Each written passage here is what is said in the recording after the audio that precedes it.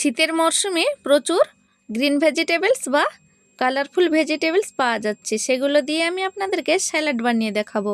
এই স্যালাডটা খেলে আপনাদের কোনো রকমের নাস্তা খাওয়ার বা ডিনারে কিছু খাওয়ার প্রয়োজন পড়বে না। হ্যালো ফ্রেন্ডস, মিঠু কিচেন ব্লগসে আপনাদের স্বাগত। আজকে আমি আপনাদেরকে কালারফুলি স্যালাড বানিয়ে দেখাবো। তার জন্য আমি ফুলকপি আর ব্রকলিটাকে স্টিমারে একটু ভাপিয়ে নিয়েছি, আর আমি ভুট্টাটাকেও ভাপিয়ে নিয়েছি এদের সাথে। তো এগুলোকে নিয়ে নিয়েছি একটা বাটিতে, বড় বাটিতে দিয়েছি পেঁয়াজ কুচি, গাজর কুচি আর টমেটো কুচি দিয়ে ভালো করে একটু মিশিয়ে নেব। ভিডিওটি ভালো লাগলে লাইক কমেন্ট শেয়ার করে চ্যানেলটিকে সাবস্ক্রাইব করে দেবেন। তারপর আমি উপর থেকে দিয়ে দিচ্ছি স্প্রাউট।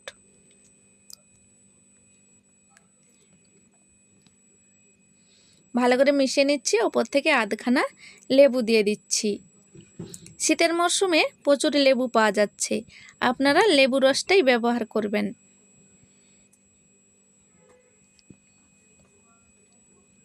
এবার দিয়ে দিচ্ছি চাট মশলা।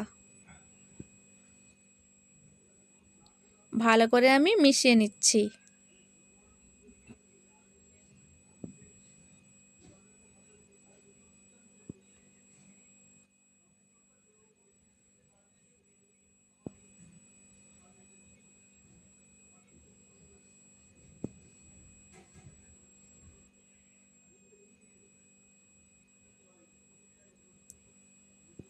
দেখুন কতটা দারুণ লাগছে।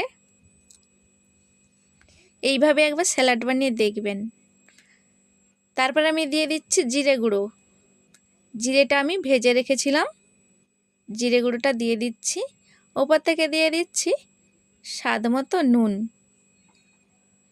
আর দিয়ে দিচ্ছি ধনে পাউডার আর লাল লঙ্কার গুঁড়ো দিয়ে ভালো করে মিশিয়ে নিচ্ছি।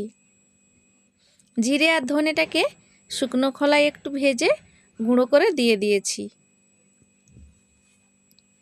ভালো করে মিশিয়ে নিচ্ছি।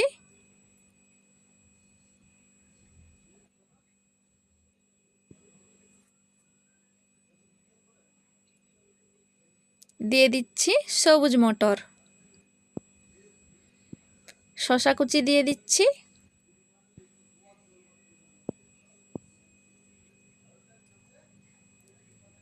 আবার আমি ভালো করে মিশিয়ে নিচ্ছি।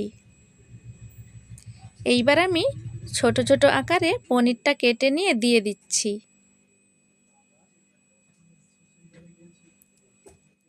ভালো করে মিশিয়ে নিচ্ছি। এই স্যালাডটা খেলে আপনাদের কোনো রকম রাতের ডিনার করার দরকারই পড়বে না, বা সকালে নাস্তা খাওয়ার দরকারই পড়বে না। প্রচুর পরিমাণে প্রোটিন, ভিটামিন আছে।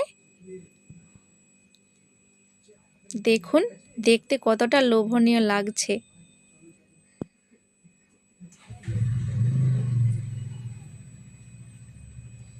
আপনারা উপর থেকে বিট নুন গুঁড়োটা দিতে পারেন, আমি সাদা নুন দিয়েছি।